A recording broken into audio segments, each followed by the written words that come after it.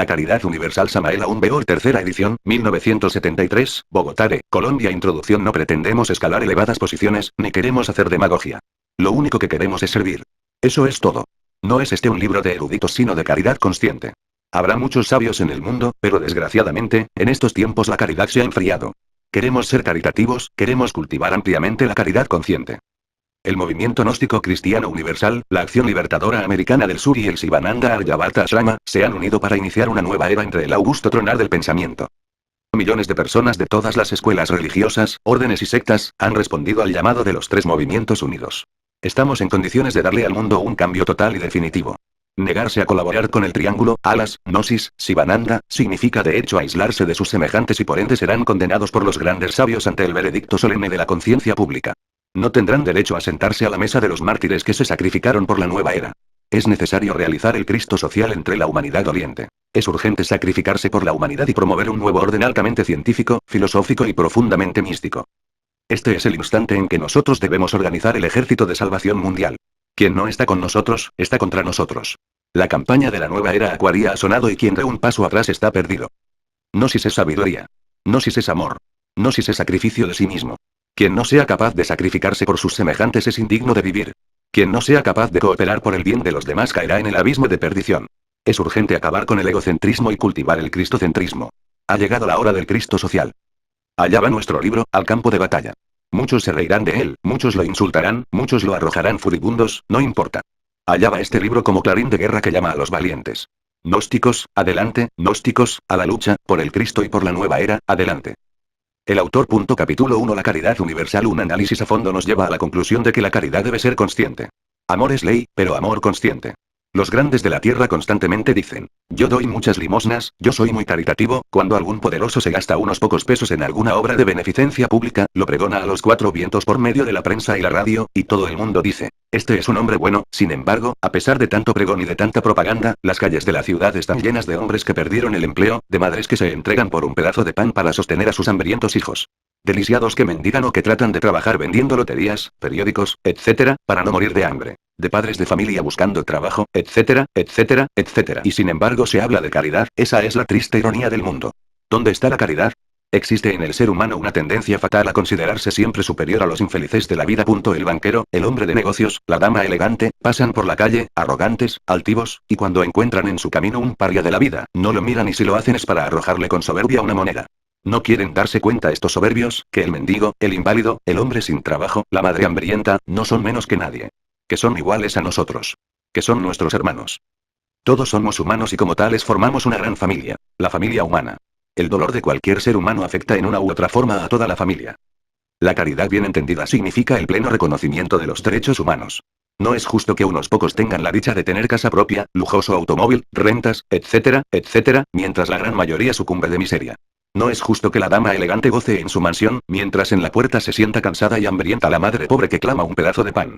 Todos somos humanos, la sangre que corre por las venas del infeliz, corre también por las venas del poderoso. Es la misma sangre de la familia humana. Es absurdo mirar con desprecio a nuestros semejantes, a nuestros hermanos. Es ilógico considerar a todos como seres extraños, nadie puede ser extraño en la familia. El poderoso ayuda al poderoso, el gobierno ayuda al ilustre y abandona al infeliz a su propia suerte. La sociedad actual necesita pasar por una verdadera y justa reforma social. Eso es el Cristo social. Necesitamos avivar la llama del espíritu con la fuerza del amor. Necesitamos desarrollar la comprensión creadora. Capítulo 2. Las familias pobres. Hemos visto a infelices madres rodeadas de sus hijos hambrientos y desnudos, buscando por las calles papeles sucios para reunirlos y venderlos en ciertas fábricas por una moneda para calmar el hambre. Nadie se compadece de ellos, ni los grandes señores, ni los políticos que tantas promesas hacen al pueblo. Hemos visto madres, niños desnutridos, miserables, devorar cáscaras de naranjas, desperdicios de comidas encontradas en las canecas de basura. Todo esto sucede mientras los grandes de la tierra lanzan a los cuatro vientos programas agrarios, promesas maravillosas sobre el tema del capital y el trabajo. Los políticos prometen, qué ironía de la vida, prometen, ¿hasta cuándo tanta injusticia? Entre canales de aguas negras hemos visto en la Ciudad de México, a estas pobres madres sumergirse para sacar el cadáver de un cerdo, de un ave de corral, ya en descomposición, para calmar el hambre de su familia. Y sin embargo los políticos prometen.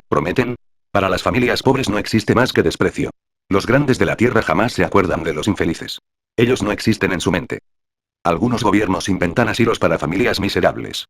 Los pobres prefieren vagar por las calles con su miseria a cuestas, antes de meterse en este nuevo tipo de cárcel. Tienen razón. La libertad es muy bella y es preferible morir de hambre siendo libre, que morir lleno entre una jaula. La vivienda campesina es para los trabajadores bien remunerados.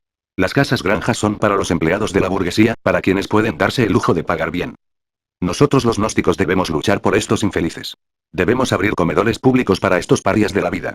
Debemos luchar ante los gobiernos de la tierra para que estos pobres infelices tengan también su techo humilde pero limpio, aireado, alegre. Un techo de libertad, no una jaula piadosa en cuya puerta esté escrita la palabra asilo. Debemos los gnósticos luchar por estos infelices. Vivir no es un delito. Estas pobres madres, estos niños hambrientos, desnudos, también tienen derecho a vivir. Capítulo 3. La ley del destino. En el ser humano existen dos factores perfectamente definidos: la personalidad y la esencia. Existe también la ley del destino, CAD. Esta gran ley de causa y efecto controla la esencia, pero en forma relativa a la personalidad humana.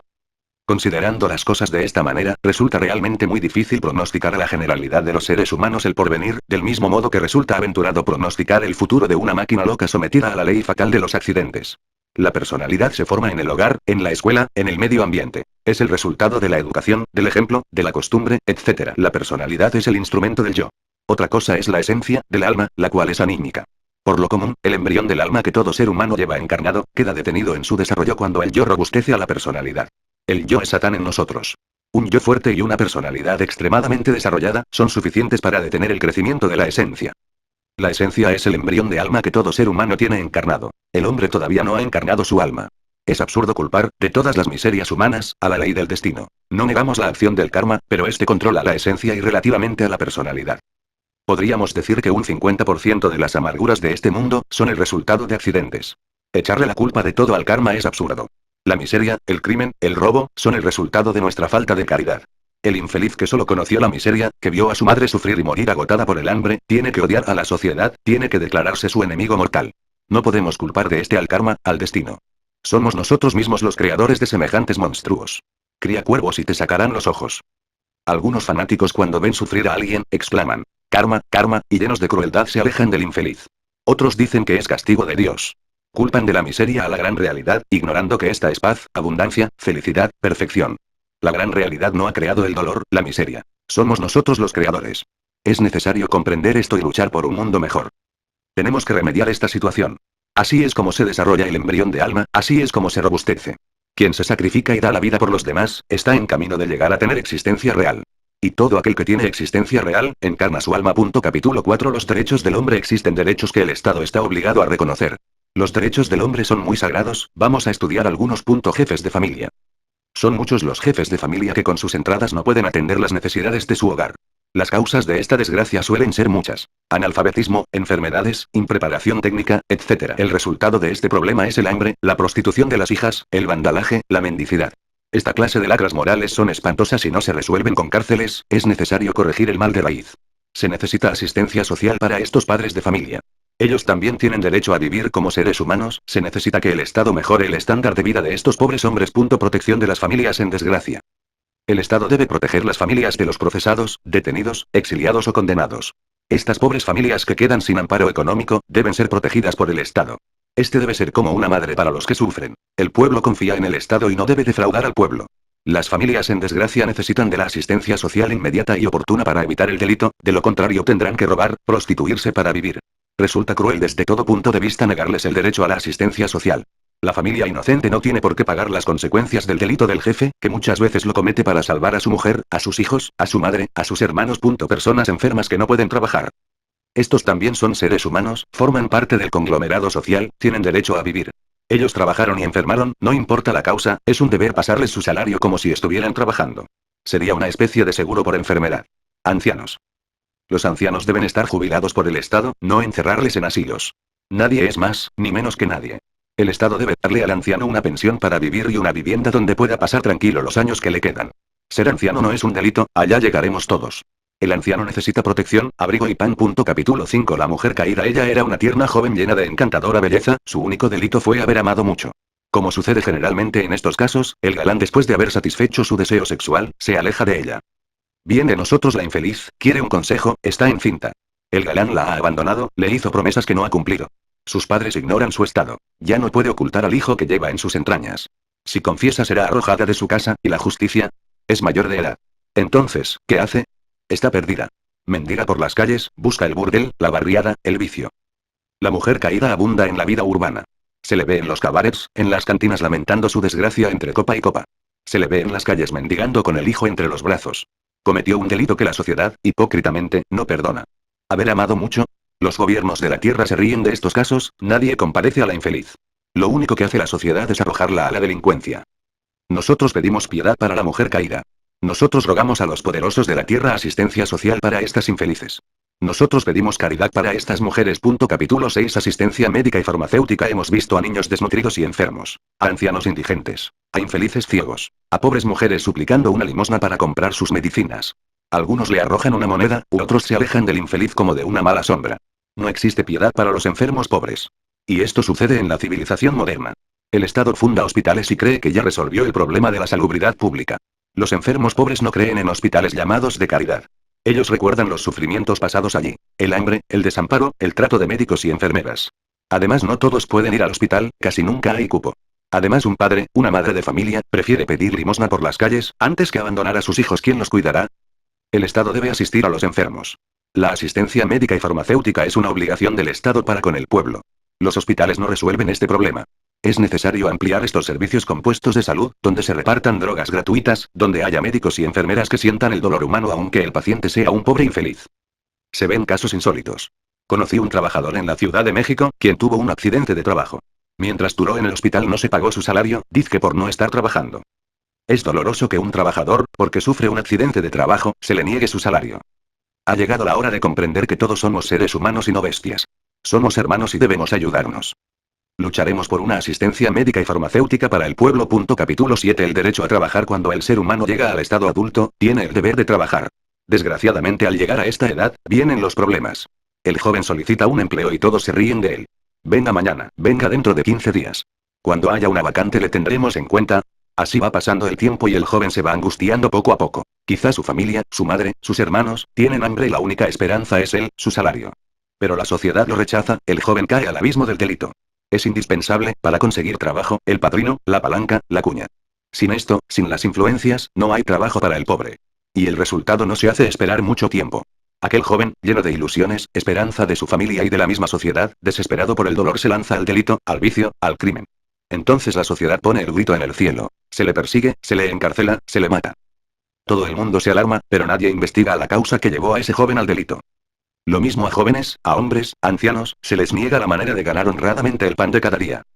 Y hemos visto en las calles, junto a las grandes plazas de mercado, humildes labriegos huyendo con los frutos que han traído del campo. No se les deja trabajar porque no tienen el dinero para pagar un puesto en la plaza del mercado. Ellos que traen el maíz, el plátano, la papa, etc., para que vivan los habitantes de la ciudad. Se les niega un sagrado derecho: trabajar. El Estado tiene la obligación de velar por este derecho, porque trabajar no es un delito. Si los gobiernos quieren un pueblo sano, fuerte, un país rico, floreciente, tienen que proteger el trabajo. Capítulo 8 Problema de la vivienda. El Estado debe invertir parte de sus fondos en fomentar la construcción de viviendas baratas. Es justo que los trabajadores en general tengan la dicha de su casa propia. Hemos visto trabajadores, de todos los gremios, viviendo en chozas de palos y latas, casuchas de cartones, cuevas inmundas, como cerdos. No existe compasión para estos obreros. La sociedad no les perdona el delito de ser humildes siervos de ella. En alguna ciudad, un líder ferroviario fue encarcelado por reclamar viviendas para sus compañeros. Es doloroso ver familias completas viviendo en piezas, en cuartuchos inmundos. En España, por ejemplo, viven en un miserable cuarto de pocos metros, hasta 3 familias amontonadas como animales. En otras partes se han inventado los llamados multifamiliares que lo mismo que los rascacielos, no solucionan el problema de la vivienda. Allí los niños no tienen espacio para jugar, para tomar el sol. Estos edificios no son más que gallineros. Como si no hubiera tierra donde construir verdaderas casas. Y el resultado es fatal. Las enfermedades se contagian con suma facilidad, los niños se levantan débiles. Los poderosos de la tierra dicen: para que jueguen los niños, existen los parques. ¿Qué tiempo le queda al padre, a la madre para salir con sus niños a los parques? Total, que ni el niño, ni el anciano, tienen derecho a tomar los rayos del sol, ni el perfume del jardín. ¿Y el casero, el arrendador? Este es implacable, no admite excusas, el dinero hay que tenérselo por encima de todo, listo y a la mano. El casero no tiene compasión, no tiene caridad. Si no hay dinero para pagar el alquiler, madres, ancianos, niños, muebles, todo va a la calle. El casero se olvida de que todos somos humanos, de que todos somos hermanos. El problema de la vivienda es gravísimo. Ha llegado la hora de municipalizar la vivienda. Por eso proponemos 2 cosas. Primero, municipalización de la vivienda. Segundo, descongestionamiento de la vida urbana. Con el primer punto propuesto se acaba para siempre la explotación del casero. Con el segundo se descongestiona la vida urbana, mejorando notablemente la situación económica y social del pueblo. La municipalización de la vivienda daría al Estado fondos monetarios para ampliar el espacio vital de la vida urbana. El sistema de casa-granja, además de poderse construir en la periferia de todas las ciudades, resulta inmensamente productivo para la sociedad, pues la granja casera daría productos agrícolas de diario consumo. Lo mismo que los animales de corral. Algunos gobiernos ya han iniciado este sistema con maravillosos resultados. El Estado puede comprar, permutar, casas, lotes. Dar facilidades para la construcción mediante pequeños préstamos. La idea está en marcha, pero hay que intensificarla para que todos gocen de su casa propia. La municipalización de la vivienda debe convertirse en ley. Respetar los bienes ajenos es ley, del mismo modo, construir casa con facilidades de pago, controlados por el municipio, debe ser ley obligatoria. Ningún Estado debe ser indiferente ante el problema de la vivienda. En un Estado indolente y cruel, no hay justicia. El Estado debe ser padre y madre para el pueblo. Capítulo 9. La familia, los salarios y la vivienda han pasado ya aquellos tiempos en que la mujer se entregaba de lleno a su divina misión de madre. La dicha de un hogar ha sido terminada por el duro batallar de la existencia. La madre fue sacada del hogar y llevada a la oficina, a la fábrica, al almacén y hasta el cuartel. Los niños que antes pasaban las horas jugando con sus madres y gozando con sus ternuras, ahora son depositados como perros en casas especiales, donde una empleada los cuida mientras la madre trabaja. Estos niños ya no tienen hogar. Esos tiempos pasaron. La desgracia llegó a las puertas del hogar y penetró en él. Muchos matrimonios ya no quieren tener hijos y en verdad que la lógica está de su parte. ¿Para qué traer criaturas al mundo que no van a gozar de un hogar? Niños que serán cuidados por criadas y vivirán encerrados en cuartos como ratones. Ya el padre no gana lo suficiente para sostener su familia. Los salarios son bajos. La madre tiene que salir también a buscar trabajo para ayudar a su marido. Esta es la desgracia de nuestros tiempos. Los niños sufren las consecuencias, la generación se levanta acomplejada. Al llegar a grandes dicen, mi padre trabajó, mi madre no pudo criarnos bien porque también tuvo que trabajar. En este mundo lo que vale es el dinero, a esta conclusión llega el hombre de esta generación. Porque el rico dice, ¿quién eres tú? El dinero habla por ti, tanto tienes, tanto vales. Si no lo tienes, consíguelo trabajando y si no consigues trabajo, siempre consíguelo, y es entonces cuando aparecen más ladrones, más timadores, más viciosos, más prostitución. Estos problemas tienen solución sin necesidad de violencia, sin cuartelazos, sin revoluciones sangrientas, sin dictadores. Todos hemos creado esos problemas, todos debemos solucionarlos. Es necesario acabar con el egoísmo, con las ganas de mandar. Estudiemos cada problema y tratemos de darle juiciosa solución. Todo hijo que viene al mundo cuesta dinero. Los gobiernos deben proteger la natalidad. Para los empleos debe preferirse a los casados, llenar vacantes con hombres casados. Crear subsidios por cada hijo que tenga el trabajador. Si se trabaja en sitios difíciles, en climas hostiles, acordar una bonificación. Debemos comprender el dolor de nuestro prójimo. Todos vivimos de todos, todos necesitamos de todos, todos somos sirvientes de todos. El problema de cualquier ser humano afecta dentro de su radio de acción a muchos. El problema de muchos afecta a todos. El movimiento gnóstico universal, la acción libertadora sudamericana y Sivananda, han llegado a la conclusión de que solo a base de rigurosa comprensión, es posible solucionar los problemas de la vida humana. Insistimos que es cruel, despiadado, no mejorar el salario del trabajador cuya esposa o compañera ha traído un hijo al mundo. A todo esto los patronos se encogen de hombros diciendo, a mí eso no me importa, no tengo por qué pagarle más por el hecho de tener un hijo más, es un error que afecta al patrono en sus intereses. Porque un trabajador con preocupaciones, con sufrimientos no puede rendir en el trabajo. Disminuye su efectividad y por lo tanto la producción. Cometeremos un crimen al sentirnos separados de nuestros semejantes. Nosotros dependemos de ellos, si hay huelga en los transportes, en la energía, en la industria del petróleo, etcétera, etcétera, las consecuencias las sufrimos nosotros, como tantas veces nos consta. Si queremos hogar feliz, si queremos que la mujer vuelva a su hogar como ángel de felicidad, si queremos que nuestros hijos se levanten sin complejos, debemos intervenir ante los gobiernos de acuerdo con nuestras capacidades, para que el trabajador sea mejor remunerado. Todos debemos cooperar para resolver este problema. Capítulo 10. Hambre en la América Latina. La América Latina está formada por países subdesarrollados, por lo tanto necesita de las grandes potencias. Podemos asegurar que Estados Unidos de América ha monopolizado los mercados de América Latina. Pero el coloso del norte también necesita de nosotros, como nosotros de ellos. Los importadores latinoamericanos tienen que pagar sus mercancías de acuerdo con el patrón dólar, lo cual equivale al alza de los productos ya que la moneda de estos países es baja con respecto al dólar. El comerciante no puede perder, es su negocio. ¿Y quién paga las consecuencias de este desnivel monetario? El consumidor, el pueblo. De ahí la importancia de que se revisen los tratados comerciales, de que se busquen fórmulas a fin de que la moneda de los países latinos adquiera una mejor posición con respecto al dólar. Porque es un hecho fuera de toda duda, que los pueblos latinoamericanos sienten odio, resentimiento, inconformidad contra los Estados Unidos de América. Y al gran país del norte no le interesa rodearse de enemigos, de resentidos. Es necesario buscarle solución al problema, sin egoísmo. Hay que cultivar el cristocentrismo, solo así tendremos paz, abundancia, felicidad. Es necesario dejar el egoísmo y realizar el Cristo social. Capítulo 11 Carestía de la vida. En coche rodamos por las calzadas del viejo país de los aztecas. Nos hallamos en la bella capital de los antiguos náhuatl. El chofer del taxi es un viejo alegre y locuaz. Las calles del gran mercado de la Merced, los almacenes de víveres, están repletos de gentes que compran. El hombre del taxi comenta algo sobre la carestía de la vida y nos dice: vean, estos almacenes a ninguna hora están desocupados, por estas calles circulan millones de pesos diariamente. Estos locales son carísimos y por lo tanto los comerciantes sacan el alquiler de sus productos, es decir, del consumidor. De ahí que los víveres sean tan caros, le contestamos. Así es, y hay que tener en cuenta los acaparadores. El campesino es quien menos gana, el producto pasa por muchas manos y cuando llega al consumidor trae todo el recargo. El coche se abre paso y el chofer continúa. Vean, los comerciantes han elevado un memorial al gobierno solicitando intervenga en los precios del alquiler de locales. Así, afirman, podrían vender a precios más bajos, eso es claro, le respondimos. La municipalización de la vivienda, de todos los locales comerciales, traería el abaratamiento de la vida. Porque el gobierno puede tener almacenes de depósito de víveres para evitar acaparadores, así el campesino recibiría el precio justo por sus productos.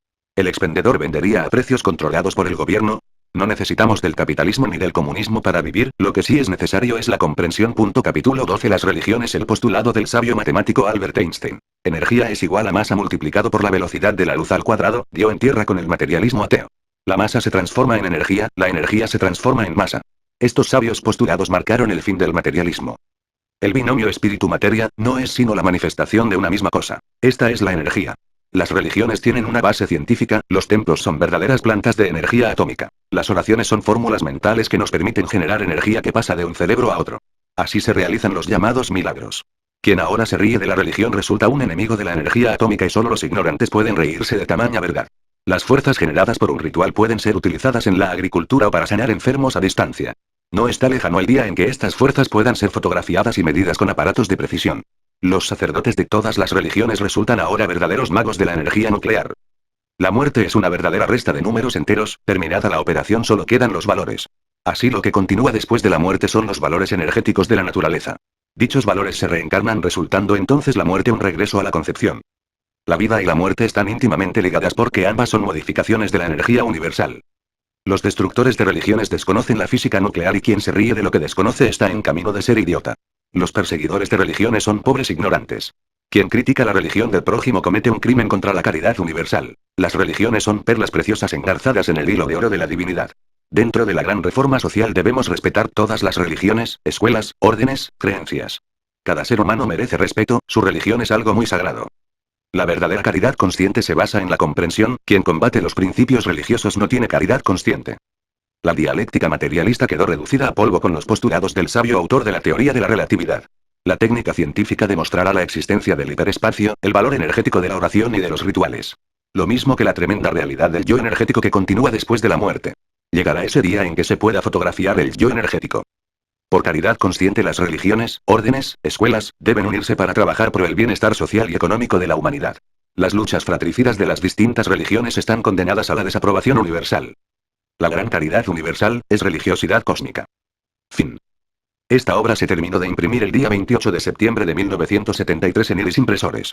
Bogotá, Colombia. Apéndice. Creación del Instituto de la Caridad Universal. Conclusiones de la comisión encargada de elaborar el proyecto de la Caridad Universal en el Congreso Gnóstico Cristiano Ecuménico de San Salvador celebrado entre el 27 de diciembre de 1972 y el 2 de enero de 1973. La comisión encargada de elaborar el proyecto de la Caridad Universal considerando 1. Que se debe crear un organismo de caridad a todos los niveles, que opere eficazmente encajando dentro de las leyes de cada país. 2. Que este instituto debe crearse automáticamente por todos los miembros del MCU de cada país y en las respectivas seccionales o filiales, representados en este Congreso. 3. Que algunos gobiernos hacen grandes aportes para la beneficencia, los que no llegan a su destino, o sea a los menesterosos, porque son interferidos por organismos que se hacen pasar por caritativos pero que venden los artículos donados, a entidades comerciales en lugar de distribuirlos gratuitamente. 4. Que mediante el instituto podrán canalizarse esos servicios y donaciones oficiales para que realmente lleguen a los menesterosos y no se continúe haciendo comercio y se explote inhumanamente estas donaciones. 5. Que es necesario que este instituto entre en contacto con los diferentes organismos o asociaciones de beneficencia, acciones comunales o de cualquier tipo de servicio caritativo, para coordinar y contribuir a que se operen eficazmente en pro de la caridad consciente. Recomendaciones. 1. Crear el Instituto de la Caridad Universal aquí y ahora. 2. Solicitar el reconocimiento de ayuda internacional como UNESCO y OEA. 3. Este instituto girará en torno al SSS, que será su directivo internacional. 4. El instituto tendrá un presidente nacional que será el mismo que represente la autoridad del soberano comendador en cada país. 5. El presidente nacional del Instituto de la Caridad Universal coordinará todas las funciones de este en su país, debiendo informar al SSS sobre sus actividades. 6. Las comisiones serán encargadas de entrar en contactos con la comunidad. 7. Se sugiere la creación de un organigrama, cuya cabeza y consultor central sea el VM Samael Aumbeor, asesorado por el viceconsultor VM Garga Cuichines, ver revista Abraxas 36.